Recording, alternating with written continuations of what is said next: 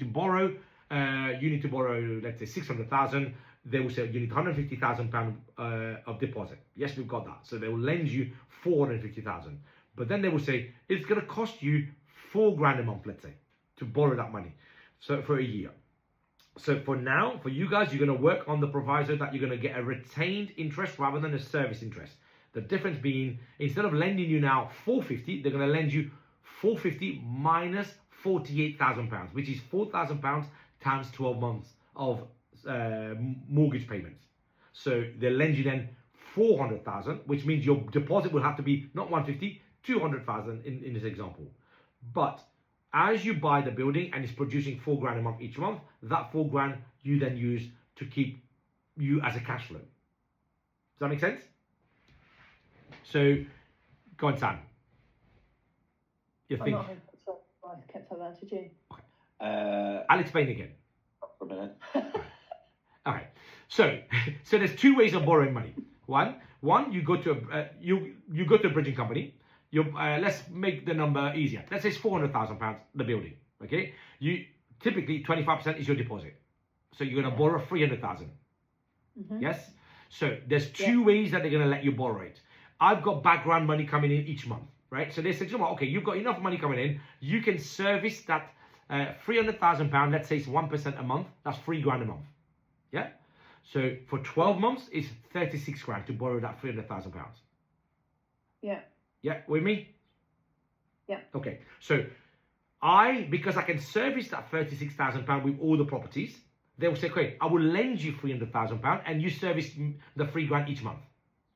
Yeah. You guys, because we can't prove that there's 3,000 pound each month coming in, or background money coming in from properties, they will say to you, actually, we won't lend you 300 grand. We will actually lend you 300 minus 36. Yeah. So it just means that your deposit will have to get a little bit high, will have to go up by 36 grand. Yeah. But you will take that 4 grand a month each month because you've already paid their interest. Whereas for me, I will not be able to take that 4. Well, I will take it and I'm going to give it to them. But the difference between the 2 is, if you're thinking, well, what's the difference? The difference between the 2 is, I'm borrowing 300 grand net. You're going to borrow 300 grand minus 36 is 264,000 net. Yeah. Yeah. Don't worry too much about it. We're going to go through this over and over again. You know, I'm just giving you more information maybe that I should be doing at the moment. But, you know, at least you could have heard it. Sorry, just so I'm clear. On that, essentially, the way we would do the bridging is we're just paying the cost of the bridging loan up front. Correct. To the provider. Correct. That's essentially what we're doing. Exactly. So where your deposit needs to be 136,000, I can get away with 100,000. Yeah. That's the only difference. Yeah. Yeah. Yeah. They have no evidence or proof of our that we can afford to repay. Competent sounds a horrible word, but you know what I mean. In a property sense, you know, they want to see background money coming in. Otherwise, they're like, hang on a minute, we'll lend you all this money. How are you going to pay it? I'd rather take my money up front, and then if you don't pay it, we'll go after you. Yeah. So, but honestly, the property is producing income. It's not something that's just happened yesterday. They've been producing income for years. So the money's already there. It's just you're paying it up front rather than, you know, and in the future, you will be able to then pay it or service it at the end. Yeah. So obviously here, so really in this section is how much money coming in and how much money is going to cost us to service the debt as the interest on that bridge, and that then gives us the profit in that calculator. How much are we going to be making each month? Yeah. Number 6 is the most important bit, as I say. So now we know what's going on entry. What are we getting and that kind of profit we're getting, section 1 to 5. Section 6 is now saying, okay, in order to work out the value of these blocks, post refurb and post title split, you need to do the following. So you take out the below market value price that you've paid. You add the cost that you've incurred, refurb, legal, stamp duty, etc., etc. Cost of doing the leases.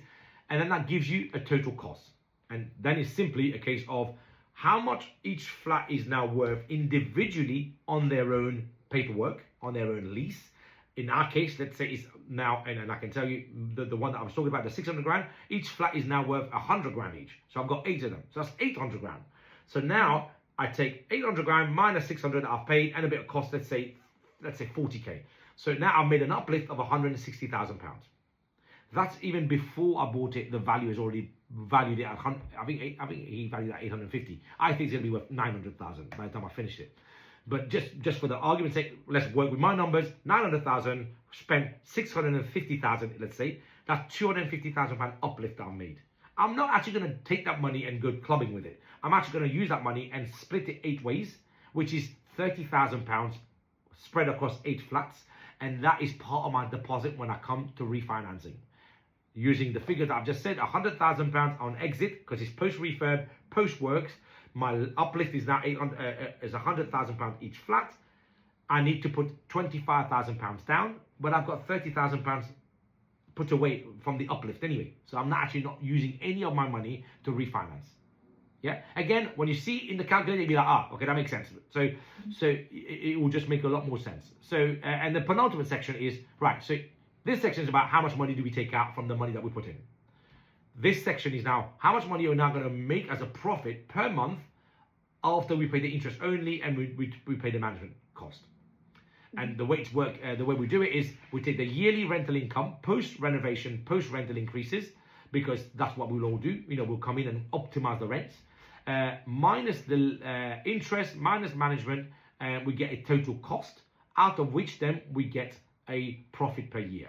So for example, the one that I've quoted you, on entry, we're making something like 550 each is the average rent. Is going to go up to about 625 to 650 on average. So it's about 75 pounds worth of uplift on each flat times 8. That's 600. That's about 600 pounds each month.